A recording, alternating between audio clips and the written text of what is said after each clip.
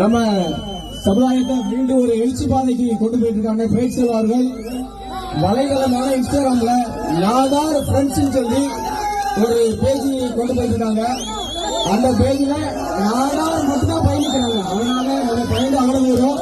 அவர் இணைந்து அவனோட பதிவுகளை பார்க்கணும்னு சொல்லி கேட்டுக்கிறேன். நன்றி, வணக்கம். RR பாய்ஸ்க்கு வேண்டுகோளை ஏற்று அதில் கிரைச்சார்கள் செல்வார்கள்.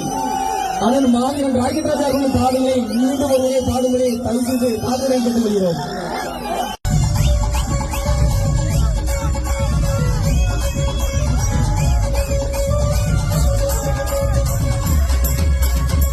நாடாரே ஆடாரே ஆனை குடியில் பிறந்தாரே